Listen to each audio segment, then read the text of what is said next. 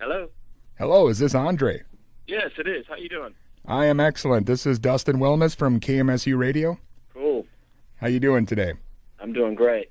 Awesome. I am here with my co-host, Ton. Hey, André, how you doing? Hey, how you doing? I am great. Glad to get you on the line here today. If you're ready to go, we'll get started. I'm all set. All right. Well, we were hoping you would talk to us a bit about, I guess, how you first got started playing in music. Wow. That was a long time ago. I guess my father was a bass player. He had a stand-up bass that he always kept sort of in the hallway. And I was supposed to keep my mitts off of it, but because, like most kids, I never listened. And when he was off to work, I would pick it up and play it. And, one of my favorite things to do really was that they had a lot of, obviously back in those days when you could play turntables and, that was part of the living room thing, is just to have a little vibe. I would stand on a step stool and play it. Unfortunately, he came home early one day while I was playing it and standing on that step stool, and I heard him come through the door, and I dropped it and kind of shattered it. Oh. And that was, that was kind of the beginning and the end. But I eventually talked my mother into buying me into the bass, and then started playing it in the neighborhood. Well, obviously, in your early days, you were a big part of Grand Central, and you played with Prince and Morris Day early on, Champagne. Can you kind of tell us what those early days were like when you guys were getting things together? Yeah. Let's see. I guess in the beginning, it started with me and Prince, because as I was saying about, I don't know if I was the cause or anything, and I certainly hope not, but my mother and father split shortly after that little incident. And my mother she moved into a sort of an upper middle class black neighborhood. And so I had to go to start a new school and all that kind of stuff. But the first day, they did, sort of roll call. I had to choose somebody to stand next to. And I looked down the line, and I saw this kid who kind of, reminded me a little bit of myself. So I said, I'll go stand next to this guy.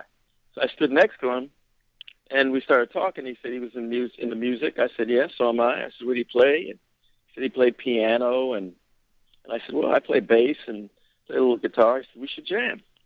So we went over to his father's house, and the kid turned out to be Prince. So we went over to his father's house, and we started jamming. And I looked on his piano, and who do I see playing bass in his father's band but my dad? Turns out our fathers played in a band together. Wow.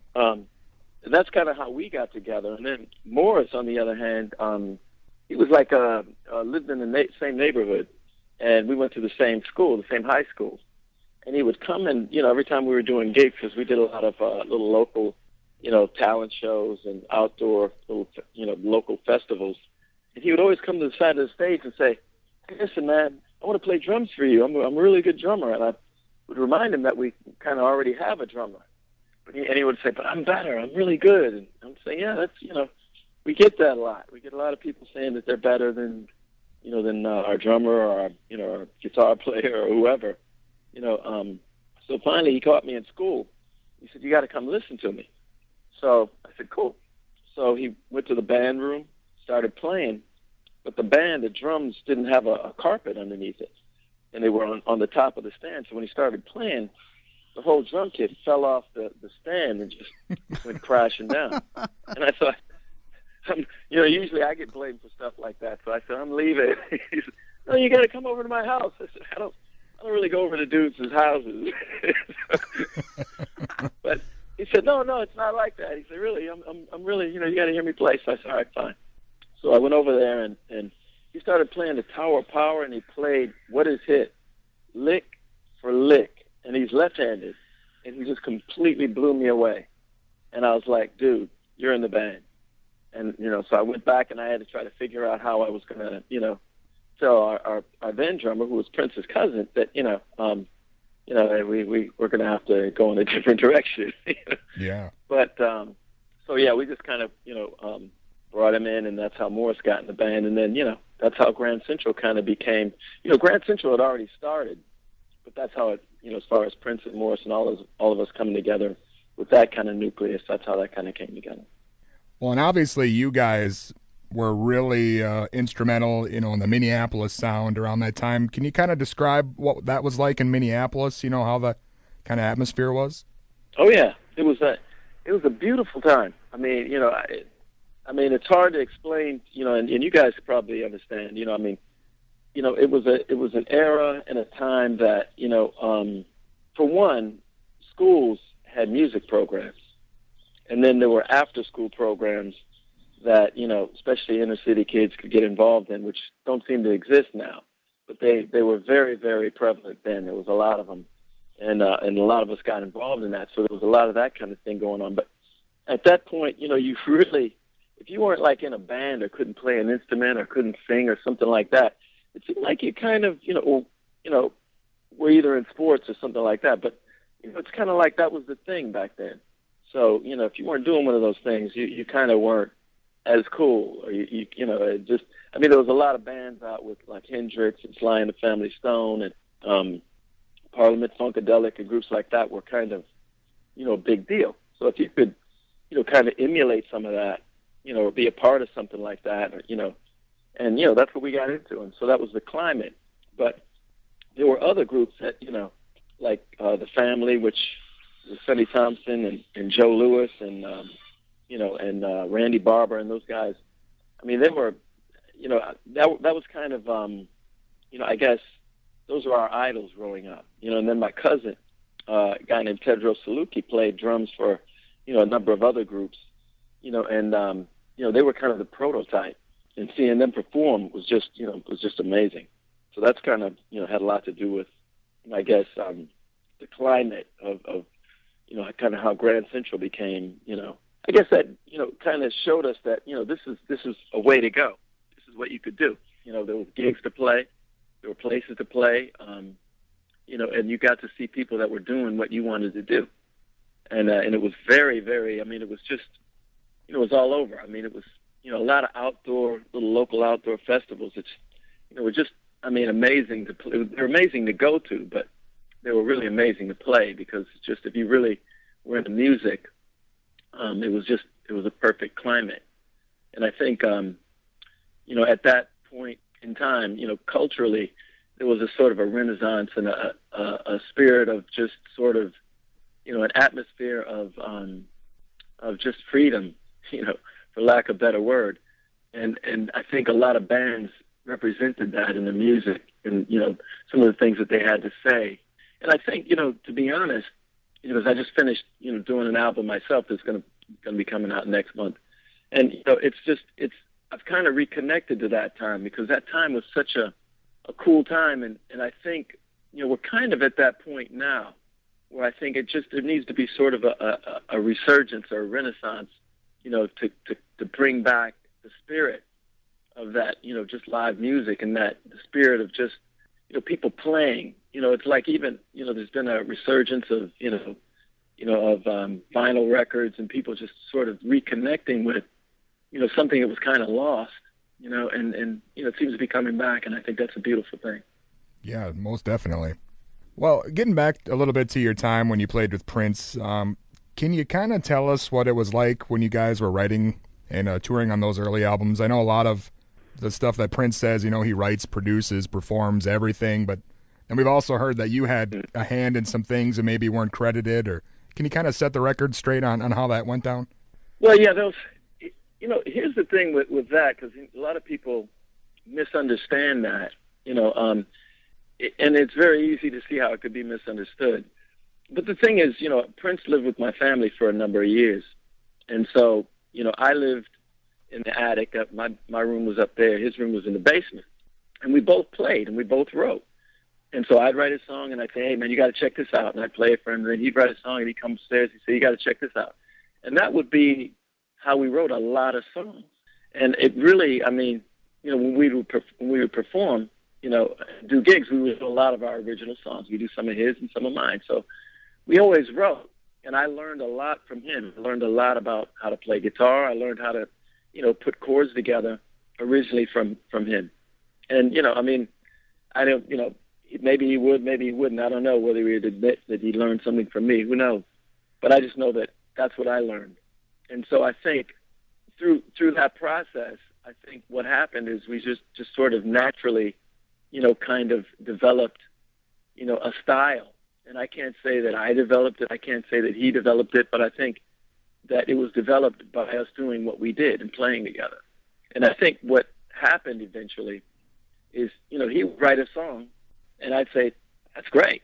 And, I wouldn't say that was my song or that was his song or anything. I would just think that was our song. It was great, And I think a lot of people saw that process, and if they heard a song that I wrote and thought it sounded like something that he had done, after, they heard me do it, they'd think that, they'd read into it in a way that was negative, and that's not how, to me it was all positive, and I think that's how a lot of that happened, because it was usually more other people saying, that knew that I wrote certain songs that said, you know what, that sounds like this, or that sounds like that, or whatever, and personally, I always look at him as a friend, and and somebody that it was really great to have somebody, my age, that was really kind of into what I was into as, passionately as I was, and so I don't really look into, I don't,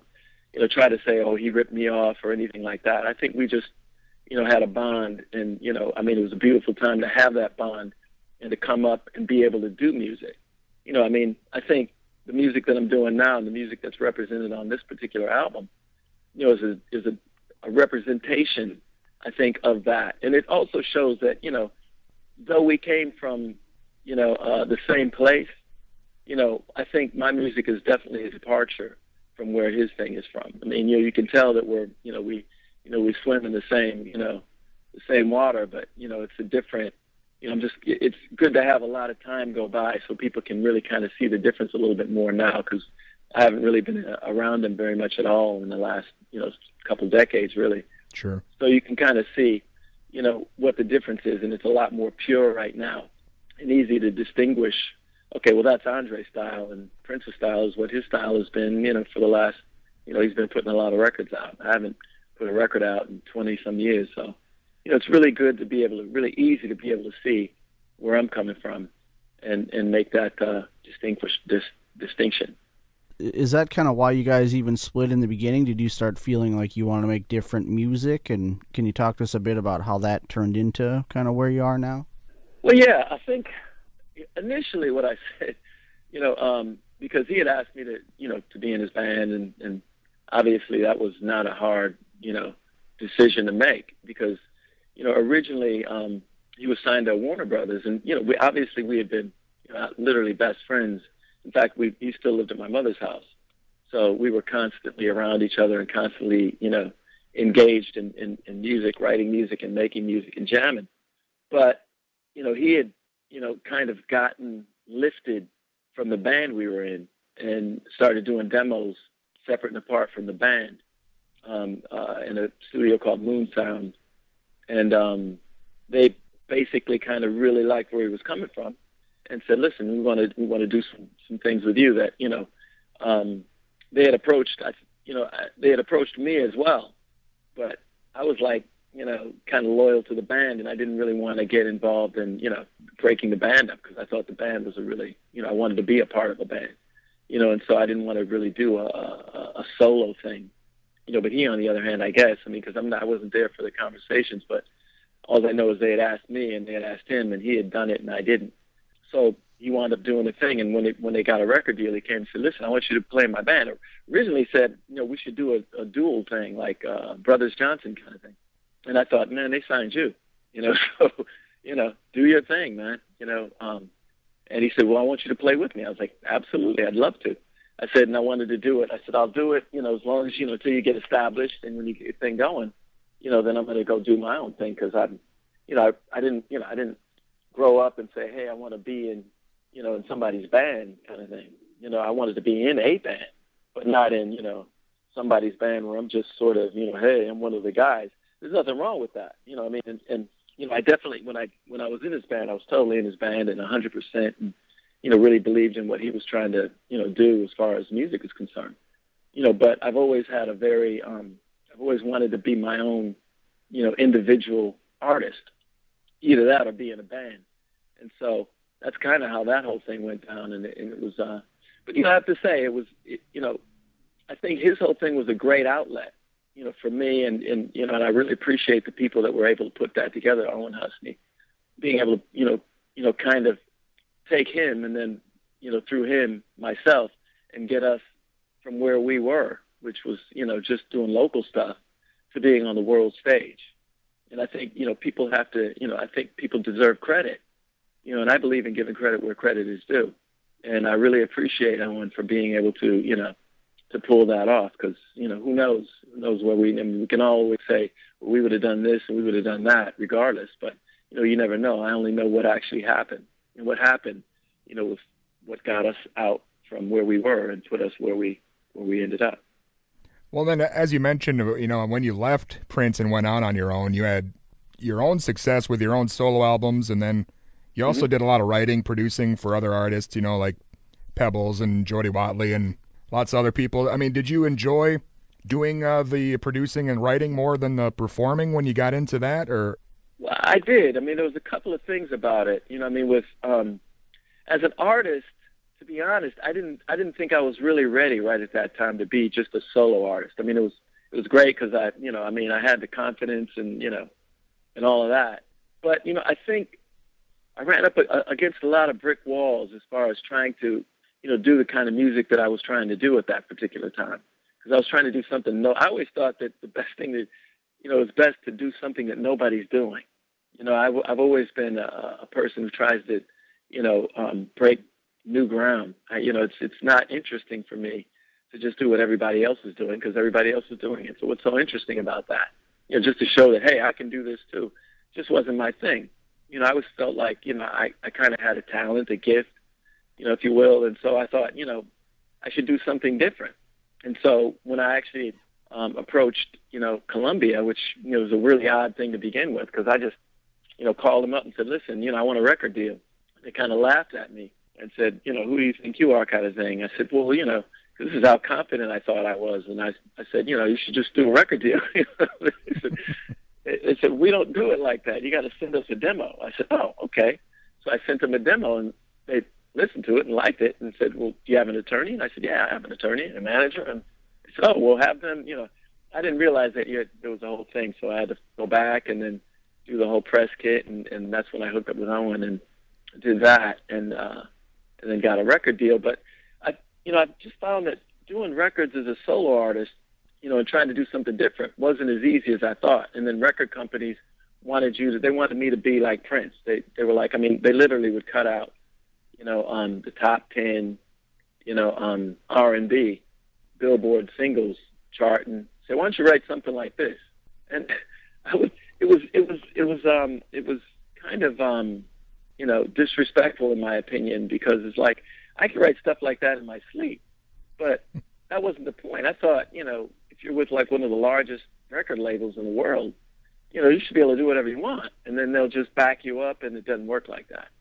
So I got disenchanted with that whole process and said, you know what? I'm not going to release any records until I can do the kind of music that I really want. I'm not going to do this. And so, which is, again, why I think, it's kind of come in a way right around, because doing it now, and this record that I just finished is the first record that I've been able to do exactly the way that I want. So it's a beautiful, I'm loving that. But I think just as far as producing, I did find it when I said, forget labels, I'm not going to do their, I'm not going to play their game. I just started writing, and producing, and I found that that's easier because there's a lot less, responsibility as far as going out and touring and performing and going to radio stations and doing all that kind of stuff, which, trying to explain the kind of music that I was doing, because they did put me out on one of those tours, which was very sobering, because I got a chance to actually talk to these radio programmers and understand why doing something so different isn't always so easy. And I think maybe the record company did that on purpose so I can understand that, it's a sobering reality, because they have a format, and you have to, if you're, not fitting into any of those formats. You know, the radio programmer, the radio promotion guy has to sort of, you know, expel you to these radio program people. And, you know, I mean, trying to sell space music, which is what I was doing at the time, wasn't an easy sell. I got to sit there and watch him sweat while they tried to say, well, you should play this space music. It's really cool. People are going to dig it if you give them a shot. You know, they were like, I don't think so. Really.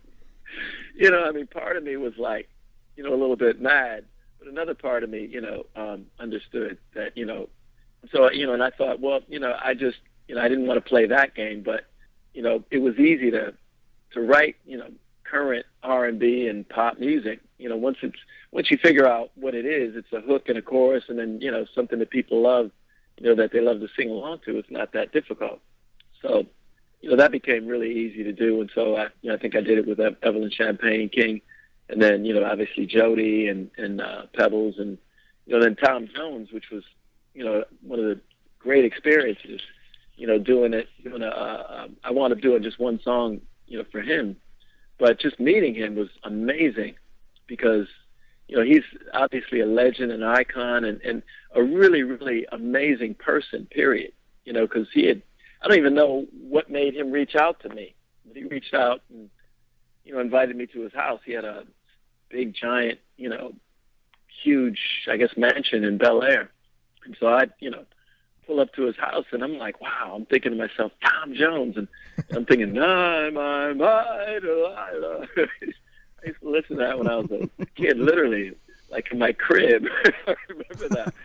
And I'm at his crib, and I'm like going, wow, and I kind of wanted to touch stuff and everything, but, you know, I controlled myself. And I was sitting there. I remember he was playing me all this stuff, you know, kind of directions.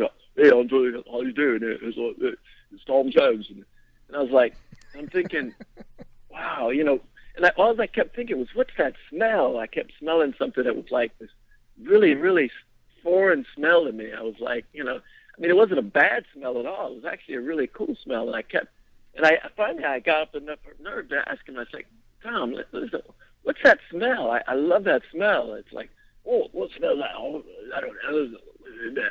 I was like, oh, it's just a smell. It's like, you know. And I kept sitting there, and song after song, I'd listen, you know, and I was like, it blew me away. And as I was looking around the house, I realized, I know what that smell is. That's the smell of money, dude. It's like something I wasn't really all that familiar with.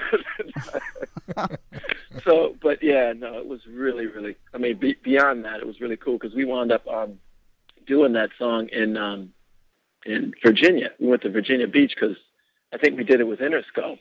They wanted me to do it with Teddy Riley, which was cool. So we wound up going there and cutting a song there. But, you know, me and Tom wound up spending like 3 days waiting for Teddy Riley to have time to really, you know, to do this thing. So we wound up bounding for 3 days, which was really cool. I wound up getting to know him really well and getting to know his son. So that was a cool thing. So now you've got a new album, The Stone. Can you talk to us? It feels like a different direction. What's going on there?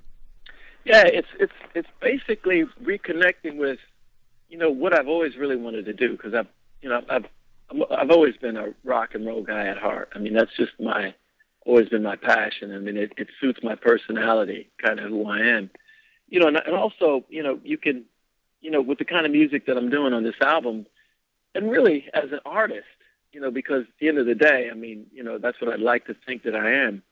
I can express myself, you know, I can sing about things and about subjects and about, you know, world views and about things that, you know, you kind of can't do if you're just sort of, you know, pigeonholed into one little area as an R&B singer or whatever. You know, they want, you got to sing love songs and all that kind of stuff. And, you know, pop music where you got to sing about, you know, the girl that you met at the bar and that kind of stuff.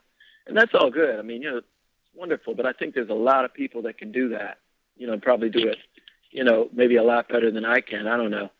But to be able to sing about the songs that are on this record, I don't think there's a whole lot of people that can do this.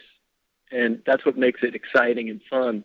And it's exciting music, you know, period. I mean, I'm loving it. It's like, you know, I'm anxious to start touring. As a matter of fact, I'm going to do a show, you know, I'm going to do a show in Minneapolis.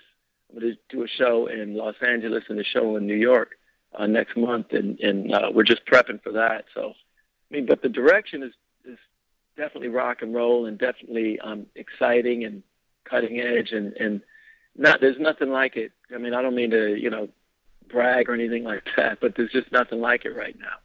And I think that's what, I think hopefully people, resonate toward, because, I think, there's so much, people just follow some format, and, it's like, hey, I can do what so-and-so can do, or I can do what so-and-so can do, and I'm just, I've never been like that. I mean, I think that's, part of how the Minneapolis thing, sound, came to be is, either myself and Prince, creating something that, trying to do something that nobody else was doing. And I still have that mentality, and I think I still have that capability, is to create, a kind of music that nobody's doing. I mean, it sounds different than anything else, which is by design, but, I'm hoping that, people respect that and it resonates, and then people give it a shot, because, I just think music needs to evolve, and I think a lot of music isn't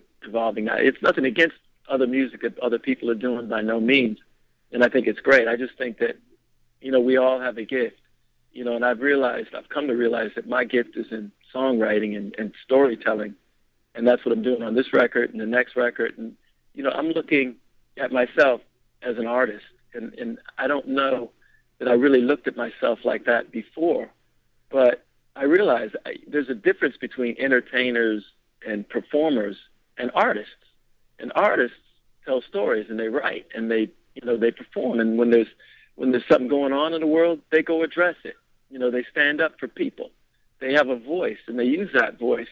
They use their talents and their gifts to try to make this world, a better place if they can. And that's what I'm all about. I mean, I'm about doing whatever I can, using my voice, using my gift, using my talent to try to, make a difference, because, I think a light bulb went off somewhere, and I think it was my kids who, kind of, make me play a lot, and I realized I'm just sitting here and I can do this stuff like I breathe, and it's sort of a waste to not be out there doing it.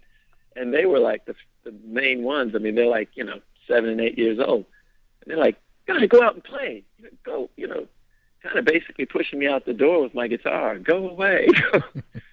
So yeah, so it's been very, very it's been a very educational process for me, but one that I'm completely enjoying, and I really can't wait to get this whole thing, going. And it's been a lot of great response to the record and to what we're doing. We just finished the video, and the video came out. I love the video. It came out great. So I'm really just in a great place, creatively and just personally. And I just think music is at a place where I think that they are ready for an artist like me to be able to do what I think, I was born to do. So that's where I'm at. Awesome. It definitely sounds like the beginning of a lot of stuff that you've got coming out.